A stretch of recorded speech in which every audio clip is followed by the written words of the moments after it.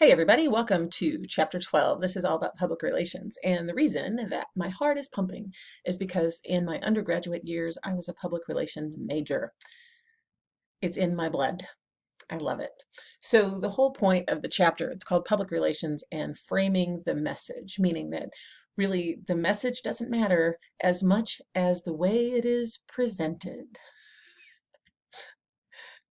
Okay, here we go. So a lot of people confuse public relations and advertising. Advertising is paid for. Advertising is when you create the message and you pay a medium to put that message in their medium. Okay, so you control the message. Public relations is when you try to create interest in your product and the media covers it because of that interest. So it's like free advertising, kind of. Okay, so typically people think of PR as strictly crisis management, and that is a part of it. But really, you want to portray your business in the best possible way ever. So like this summer, for example, when Webster put up the Black Lives Matter banner, they didn't just put up the banner. They put up the banner and then took a picture and sent that to every single media outlet in St. Louis, hoping that it got coverage.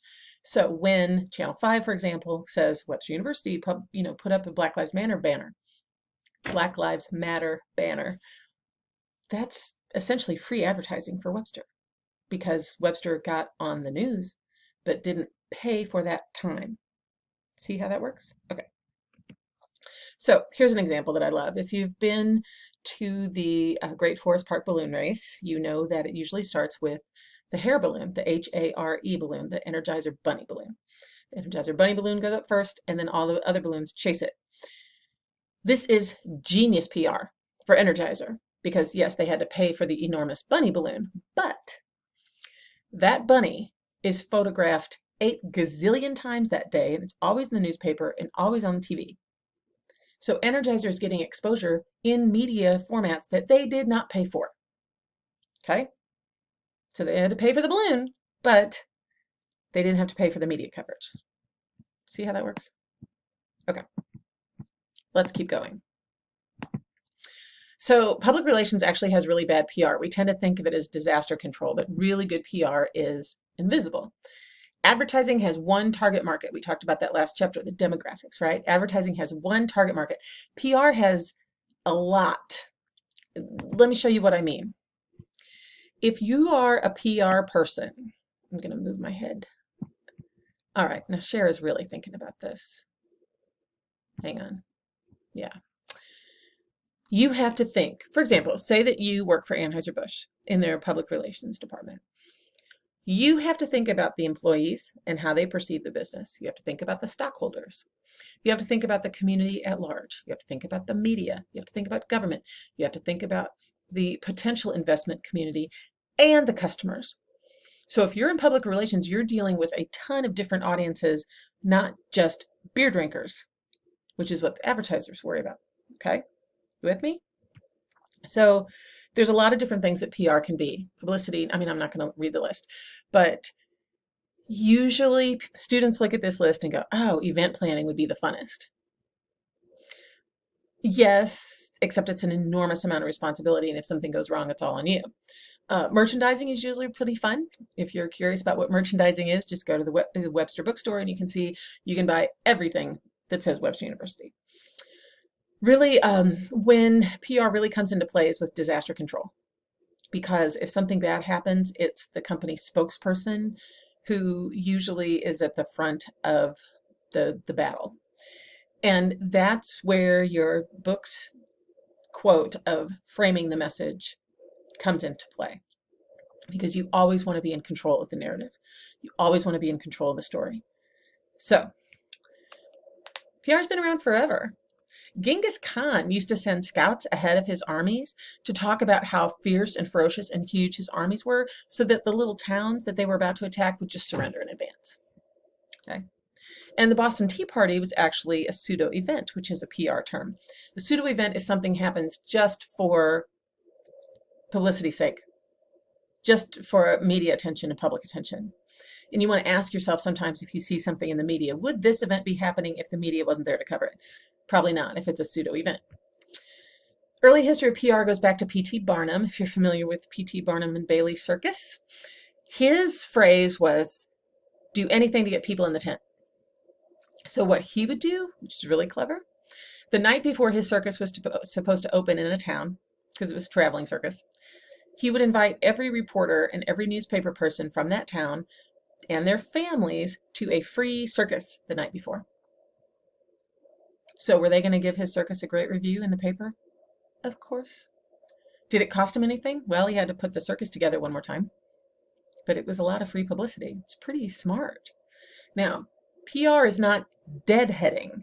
Deadheading is what the railroad industry did. They paid reporters to give glowing reviews of railroad travel. Now that's different. That's just like having paid, I don't know, it's like payola in the radio industry, you know. You want to try to get that coverage organically without having to pay people. So Ivy Lee is considered one of the first real PR people. He opened the very first PR firm in New York City, and the Pennsylvania Railroad had an accident. They were just going to make a big statement that it wasn't their fault, et cetera, et cetera. And he suggested that the management of the railroad go to the site where the accident was and have their pictures taken, meeting with everyone there that was affected. Genius. Because it's free news coverage and it makes the company look like they really care. I'm not saying that they didn't, but you know, it's all about appearances. So same thing with a Colorado strike. Rockefeller, this is all in your book. Again, Mr. Lee suggested that Mr. Rockefeller go to Colorado and meet with the strikers, but only do it if the reporters and photographers were there to record it. No sense doing anything without the cameras there, okay? He was called Poison Ivy because he ended up working with a little dictator that just got elected in Germany in 1939. So he lost his reputation, as you can imagine. But what he said was, facts were open to interpretation, which is an academic term for spin, right? So think about this semester, for example. Somebody could say, yeah, this semester is not going to be the same because of COVID-19. Or someone could say, you know what, this semester is going to be an adventure because we've never done anything like this, and it's going to be really interesting to see how it turns out. Are both of those statements true? Yes. Does it depend on how they're spun? Yes. So public relations isn't lying, it's interpreting the facts in a positive way. Got it? It's sales. Okay, so this is a quote from Ivy Lee. He says, crowds do not reason. The best way to organize crowds is through symbols and phrases. So he doesn't think very much of us. And when I read this, I thought, God, that's so pessimistic. But then I thought about simple symbols. Look at all of these symbols and how they do affect our behavior or our reaction or our emotions, right? He's right. We are driven in many cases by symbols, very simple phrases and symbols. All right. Henry Ford used PR. He used auto races to build car interest. So he would sponsor an auto race, make sure everyone was talking about it and covering it, and then it got people interested in cars. Edward Bernays is the big guy. He's the father of modern PR. He was the first to use polling to figure out what people's psychographics were, okay? But look at this list of his clients. General Motors, Procter & Gamble, the American Tobacco Institute, President Coolidge. Okay, he was a big deal. Edward Bernays was also the nephew of Sigmund Freud. My favorite Edward Bernays story is what he did for the Easter Parade in 1929 in New York City. His client, the American Tobacco Institute, said that most of their smokers were men, and they really wanted women to start smoking. So they said, you know, maybe we should put a big ad in the paper saying that smoking is okay for women. And Bernays was like, here's what you do. You hire or pay all the famous like debutantes, the Kardashians of the day, the influencers in New York City in 1929. You have them smoking as they walk in the Easter parade. And you don't call them cigarettes, you call them torches of freedom because it symbolizes their independence and the suffrage, meaning their right to vote. Totally successful. And there's a lesson there.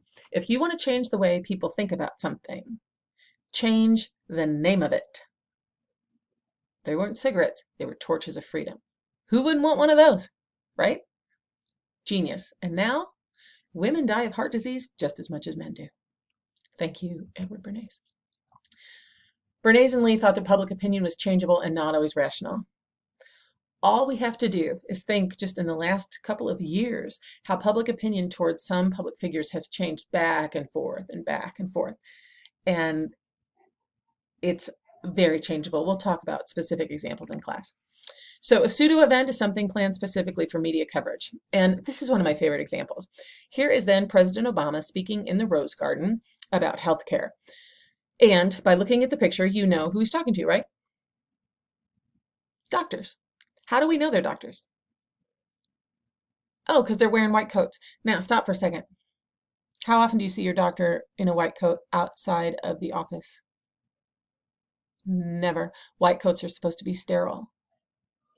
Okay, but in this picture, it has to look like they're all doctors. And maybe they are doctors, maybe not, because the White House handed out the white coats.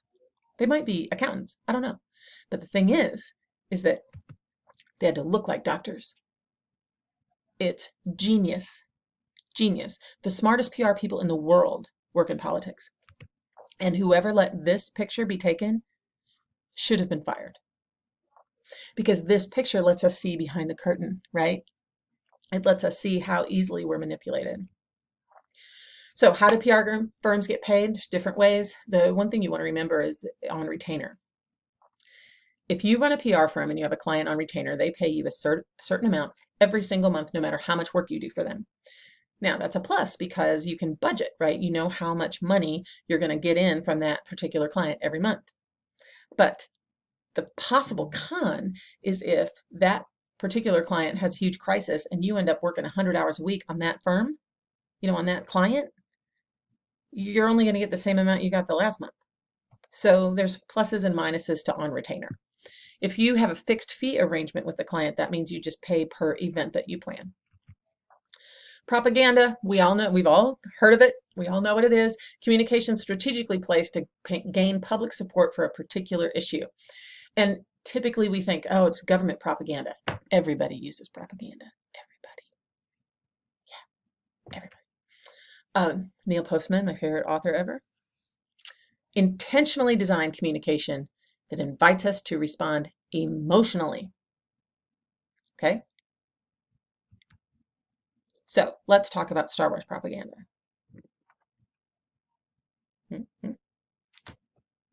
Love it. This is from World War II, more Star Wars. This is a fantastic ad trying to encourage people to stop smoking. Isn't it clever? More from World War II, and we're going to finish talking about the difference between grassroots and astroturfing. If you have a grassroots movement, it means it starts from the bottom up. So like Bernie Sanders always said that his movement was grassroots, from the bottom up, regular citizens starting something. Now, astroturfing is a different animal. Astroturfing is when an organization or a government entity or a union or an NGO or a corporation, did I say corporation? Starts a movement to make it look like it's grassroots, but it's actually funded by this organization. So typically, like if you're ever at a protest and you see people getting off a bus and somebody handing them professionally printed signs as they get off the bus, that's AstroTurf. Grassroots is when, you got a kid holding a poster with crayon on it. Does that help? Maybe. All right, so I think, yeah, we're going to talk about lobbying. Lobbying is totally legal. Now, crisis PR. This is what people typically think of when they hear about public relations. How do you respond in a crisis? And so Jean and Louise are going to talk us through this because I love Bob's Burgers so much. Look at this ad. Who on earth at Pakistan Airways thought this was a good idea? Okay. Who at Adidas? Hold on, I'm going to move my head again. Let's go down here. Who at Adidas thought that this was a good idea? Seriously. The Lululemon's CEO said that only skinny women should wear his pants. Domino's put a bunch of, this one Domino's worker put a bunch of, I don't even want to go there. The cruise industries had a hell of a time lately, and that was even before the virus. This is one when an air conditioner and all the plumbing broke on a ship. If you run PR for that shipping company, how do you handle this? McDonald's came up with a hashtag idea, McDstories. Never, ever, ever do a hashtag because it will get hijacked like this one did. Okay, sorry, but the Copenhagen Zoo had actually fed a giraffe to the lions in front of a bunch of kids. Like, I know, I can't make this up. We're going to talk about the Tylenol scare. These are all crises. The classic Wendy's finger in the chili. There wasn't really ever a finger in the chili. I mean, it was planted there. Long story. And then this woman, this is a classic, and we will talk about Justine in class. She actually worked for a PR firm, and she was on a plane for about 11 hours. And when she landed, her phone exploded because she went viral. Yeah, one tweet can ruin you, man. And remember, United Airlines, all their issues when they put a dog in the overhead compartment and it died. And just, if you're in PR, you have to be prepared for things to go horribly wrong at any minute. And how are you going to respond? So our activity, our PR activity in class this week is that we're going to put you guys in charge of fixing some PR situations that I didn't even cover in this. So get excited. All right, see ya.